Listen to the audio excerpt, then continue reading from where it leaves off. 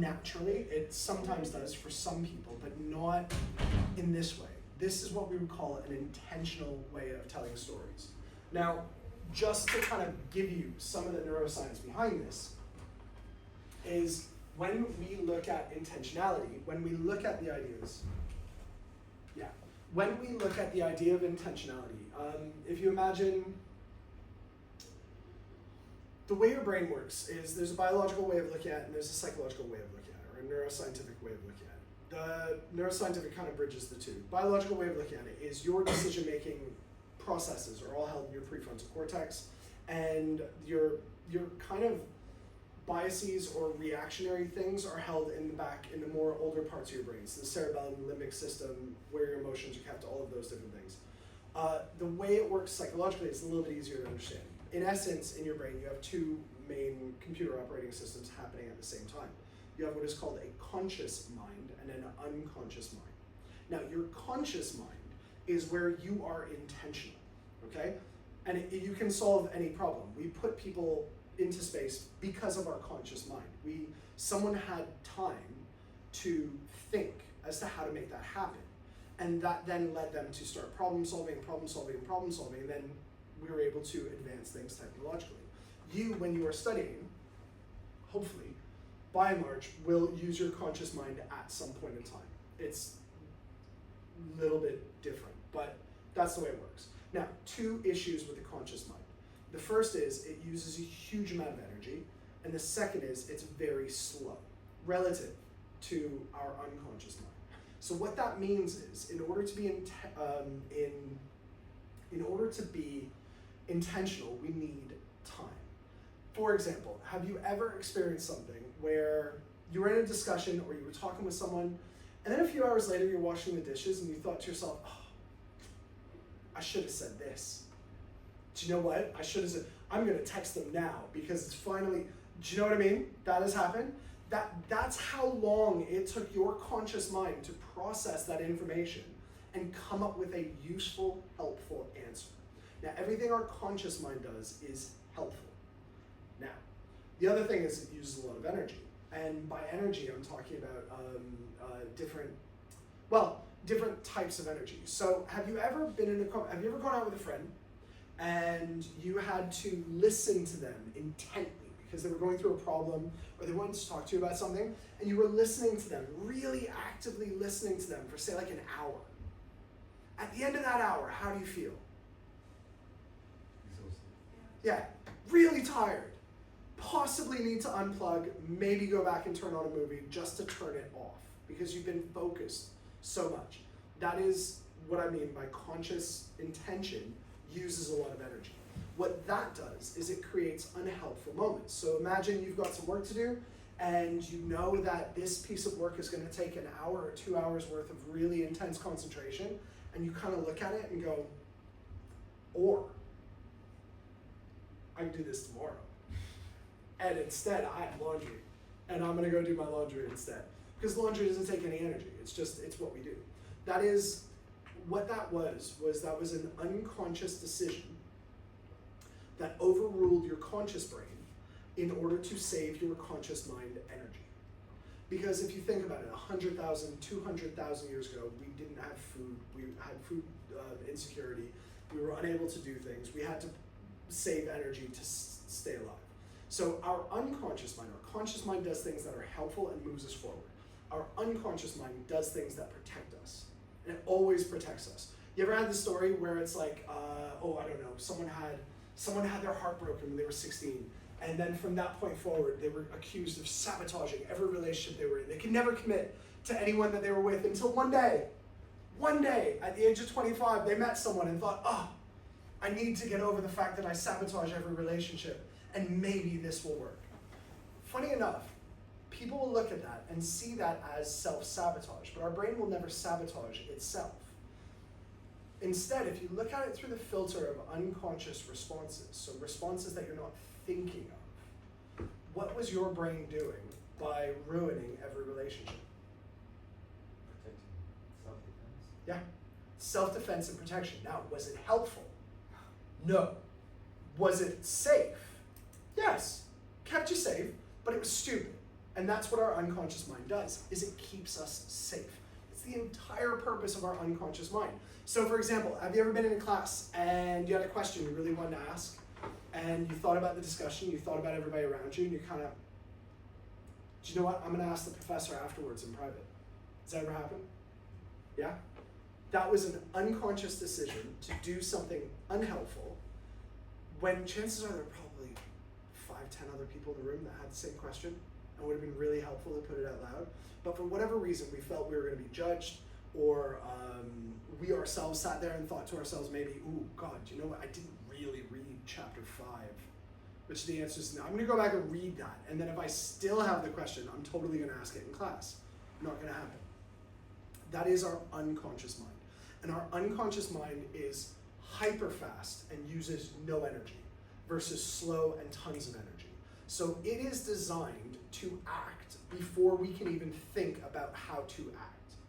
And fight, flight, and freeze are the perfect examples of that. You're walking through the woods or the jungles or the plains and you come across a wolf or a tiger or a lion. You are designed to either run away as fast as you can without thinking, curl up in a ball and hope it doesn't see you, or pick up a stick and try and fight it, right? And that's, you'll do that without thinking. You'll just grab the stick and go, God, that was dumb. And then now you gotta fight it. It's just the way it goes. But that is what your unconscious mind is there to do. Now this is the scary part. How much of our day do you think is run, or do you think we use as an average human being, our conscious, intentional mind? Do you think it's like 50-50? I'm talking waking hours, and I'm not talking about bodily functions. I'm talking just thinking. 50-50? No, what do you think? 30% of the day? 40% of the day? 80-20, 20% of the day conscious, 80 unconscious? Like that? Even less? What do you think? 90-10? 90-10? Good. 90-10 is pretty good. So 10% conscious, right? That is still 5 times more than we actually use our conscious mind. We use our conscious mind about 2% of the day, a little bit less. 98% of our day is run by reactions. And we're really good at our reactions. Most of the time they're quite helpful. Does anybody here drive? Yeah? Have you ever driven a familiar route before? Like say from your house to the grocery store and back? You ever gone to the grocery store and wondered, I have no idea what just happened. I don't remember any of the trip. Yeah? I was going out with my wife and I actually forgot where we were going, but I was still driving there. We were going for lunch. Yeah. And I was just like, eventually it just got clicked out. I was like, oh my God, we're going to this restaurant. I love that place. And she looked at me like I was crazy. I said, no, I completely forgot about it like 20 minutes ago. But that's what happens. That's what's called unconscious competency and the way our brain works. And so when you apply this to storytelling, you have to remember that everybody else is going to work this way as well. But the way our brain works is we start out with unconscious incompetency, okay? So unconscious incompetency. We don't know what we don't know. Imagine learning how to drive a car first and you've never sat in the driver's seat of a car. You don't know what you don't know anything. From there, you move up to conscious incompetency. That's where you learn how to change gears. And you're like, and everything breaks and you're just like, I have to think about every movement of my muscles and it's never smooth. From there, we move into conscious competency. And conscious competency means we now know what we need to practice and we try and practice it and we practice biting point. We'll go into a parking lot and just keep pulling back on the clutch until the car starts going, until it becomes smooth, until we move into unconscious competency. And that's where we're striving to be. And that's what you get with practice. Does anybody here do a sport? What sports do you do? Badminton? Same? Anyone else? Football. Football? Okay, good. Badminton, football. Shuttlecock comes at you, and it's coming at you over here, and it's going to land there. Do you have to think about what you're going to do next? Your arm comes, if you're right-handed, your arm comes over, and you backhand it. You may have to practice where you're going to put it, but that, putting your racket there is going to be there. Ball comes to you. You're in front of the goal. Someone's crossed it over. They've done a center cross to you. You are now facing the goal, and the ball is drifting there. Do you have to think about what you're going to do next, or do you just run and kick it? Just run and kick it. That is unconscious competency. But at one point, you did look at the coach and go, What am I supposed to do? It's, the coach is gonna go kick it. You're like, okay. And then you kick it, and you probably kick off to the side because your foot isn't positioned correctly. None of those things happen. And all of that took learning. So this entire batch of storytelling, right now, if it's just starting to be new, it is consciously incompetent. You know you need to, but you may not know how to. I promise you, the more you do this, even for small things, little things like making proposals to your tutors, or just even sending them updates. An update can be a story. Let them know how you're doing in the form of a narrative. It doesn't have to be one day I was walking home from school, and it struck me that I haven't emailed you in several days. And it was, you don't have to do it like that, but it's basically, you start with the narrative, and you want them to, when you send an email, what do you want the person receiving it to think about what you've written, feel about what you've written, and do after you've written it? Because most of us send emails as a for your information, but they don't actually send anything expecting a response. So, when we get that and we practice it, we get better at it, it becomes easier and easier and easier until eventually telling a story about any idea you have becomes unconscious competency. You can just rattle through it. Doesn't even matter. I've told so many stories that you could tell me about Dai, and you could tell me about your idea for tech, and we didn't even go into your idea all that far, and I could create a narrative immediately, but that took me 10, 20 years to get good at. We had to do the same thing with our own company. We would walk into landlords, and they had 15 lawyers with them. We would be just me and my wife, and we're like, oh, sure. And we'd have to like get them, this big publicly listed company, to enter in negotiations with us for our second shop. And it was crazy. And it was all down to our storytelling. Everything comes down to the storytelling. Cool. So, what I'd like to do is, I know we've gone over, but if anybody has any questions, please feel free to ask them.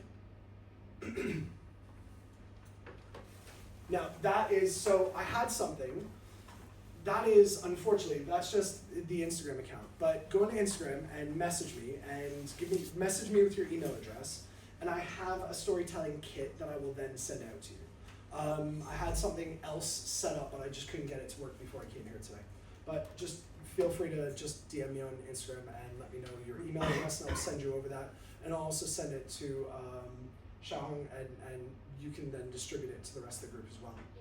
Cool, but in the meantime, are there any questions? Yeah? So how do you, when you're, because I'm guessing it's important to, I guess, write down the stories in the room, because especially if you're a founder, you're going to be having the same kinds of conversations. Yes. So how do you go from just brainstorming a bunch of ideas to having a story? To writing the story? Yeah. Couple of different ways to do it.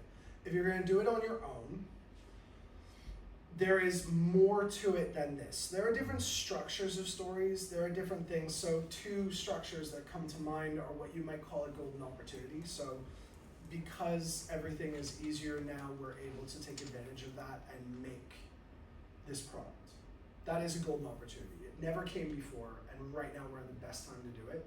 So you may go into the story from that perspective and just sit there and be like, have you ever experienced this? I have. This is my story. This is the story of this product, and we're the perfect time to do it because of this, this, this, and this.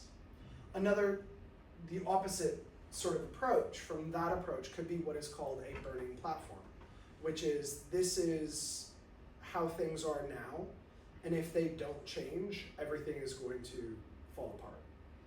But if we move in this direction towards my vision, then this gives us an opportunity. And that could be one of them. Now, remember that for investors, because, you know, for a lot of investors, if you look at different trends that investors and especially VCs are looking at, if you're looking at things like AI, if you're looking at things like IoT, or how that may fit into different materials, they may feel as though the entire industry or market is tapped out for their fund. In which case, saying, no, actually, this is what's happened, and people have stopped here. And if we stay stopped here, then we're never going to advance. But if I have this new form of house building where circuitry is embedded through the 3D printing process of using this material to build a house, whatever the case may be. Using this material to build a house, then all of a sudden we have the home of the future and it costs £5. That is something very, very different that an investor could grab a hold of, but it has to be a story. Yeah? And so that's all we're doing, is we're just kind of grabbing it. Does that answer your question? Yeah. Yeah? Good. Anything else? So I've got a question here. So I was putting myself in the scene of having a pitch competition Mm-hmm. as a candidate.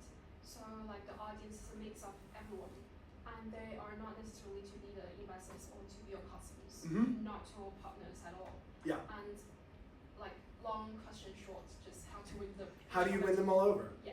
Okay, so I'm really happy you asked that. That is a great question, because in a lot of cases, even if you know what, you don't take your idea any further, but you explored it and then you go and work for a company, you're gonna find the same thing. You're gonna be pitching to a number of different people who are all very different.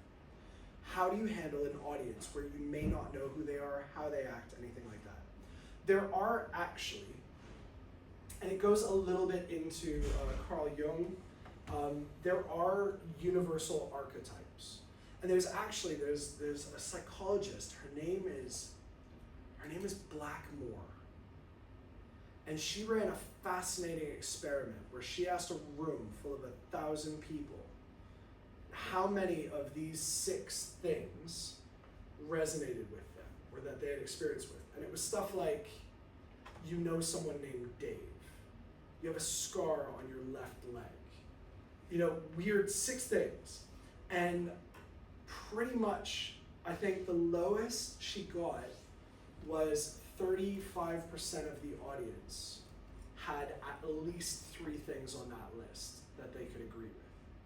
So ultimately, what I'm saying is that when you tell your story, what you do is you pull out some of the more specific elements of it, and you remove them. So we're not going to talk about pitch decks if we're talking to a general audience. But what we will talk about is, have you ever experienced buying clothes that faded? Everyone in the room has felt that.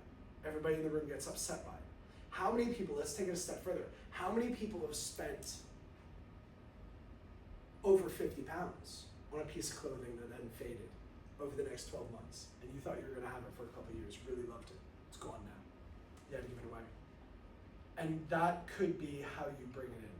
So what you do is you make it general, and then, in order to land whatever your point is, you then make it more about you, and you tell your story through that structure. So you then become the protagonist, and you keep checking in. Has anybody in this room ever had to work really, really late at night and really hard until they were so tired they almost fell asleep at their desk? Yeah? Some people have? Most of you have? Okay, so I did that, and that's not part of my story. Has anyone here ever been frustrated because you thought a deadline was one day and then you ended up missing it just by a couple of hours because you screwed up the time? You ever, yeah? Handed something in late? Good. Have you ever gone and tried to do some work, but no matter where you looked, the main resource that you needed was missing? It was almost like someone took out all the library books that you needed. And so therefore you had to go online and start searching for it, and it just took you extra time. That is something. Has anyone ever been so tired or so sort of confused that some of the prompts or some of the search terms that they were trying to use just didn't come up with anything useful? Those are all now shared joint experiences. So when telling your own story, by sprinkling those in, other people can feel what you're feeling. And you want them to feel whatever it is that you want them to feel, and then you want them to do something about it. Does that make sense? Yeah? So you blow it out a little bit, and you make it more about you. So how about if my project is about something really niche? Mm-hmm. Well, I cannot make it to like generally apply to the wider audience. Okay, so this is what becomes really, really interesting, and this was something that I didn't have a chance to talk about. So, okay, one of the projects that I was working on, and I said I was talking to Tong Shen about this because I spoke with Wen Miao, who also is a graduate from here, and Tong Shen I was talking to about because of physics. So, one of the funds that I wanted to try and put together And the only reason why I haven't is just because of time and because of family. So I pay for everything, and so therefore I have to keep work up, which means I haven't had the time to properly put into anything to do with this project. But the project itself is amazing, and it's about designing a quantum battery. And a quantum battery is a battery that does not work with chemical reactions. It works based on quantum physics. And quantum physics is weird, and what we tend to do, and this is what you're asking, what we tend to do is I may go into the technology, right? Now, there's loads of tech within quantum physics, there's loads of tech within a quantum battery. But long story short, the reason why you would want a quantum battery is because all of the energy that you charge it with gets discharged.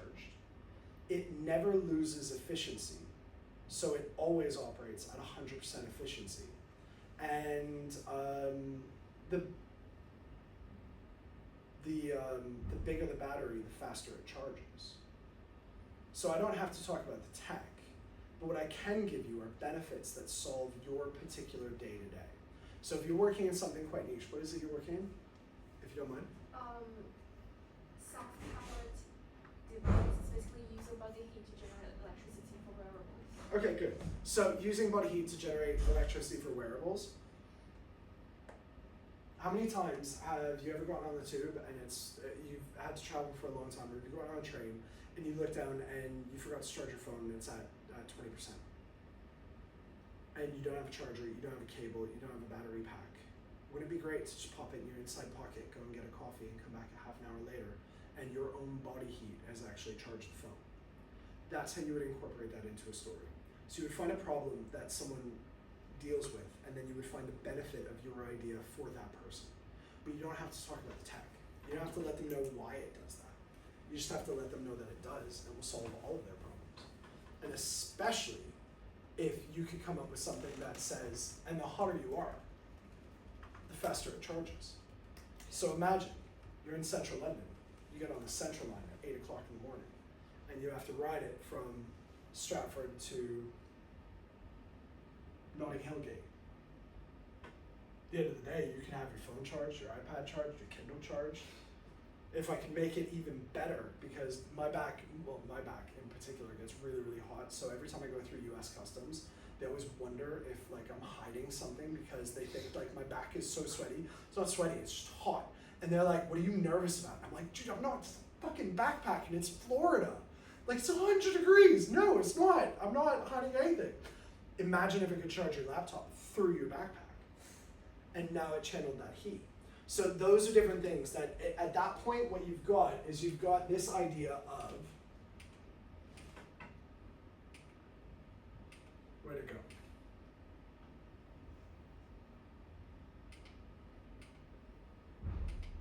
No, I removed it. Oh, that's terrible. Ah, here we go. A transformation promise. So I will send this to you, but imagine a world where this doesn't happen ever again. And that is the idea behind some of it. So these are some story starters. They're to help you get alone. And as I said, I'll share all of this afterwards. But this is the idea. It's this transformation promise, in which case you don't have to go into the tech. Imagine if you had a battery outside your house that a solar panel could charge in 30 seconds that would power your house for the rest of the day. That's a quantum battery. And that could be someone's problem. Yeah? Does that make sense? Good. Anyone else? Good. Cool. Well, thank you very, very much for having me. I really appreciate it. Thank you. You're very, very welcome. Hey! Always that fast. But do please feel free. Like I said, the only thing I could get up there quickly was my Instagram. So scan it, hopefully it goes through, hopefully it works, because the QR code generator may or may not have worked. Otherwise, what I'll do is I'll send you a thing with all my contact information. You can connect with me on LinkedIn, drop me messages anytime you want, ask me questions anytime you want, and hopefully I'll be around here again soon anyways. Thank you everyone for coming here, and thank you so much for your time as well. And also we are so incredibly lucky to have Sean today, and hopefully we'll have a series of such like incredibly good workshop later on. So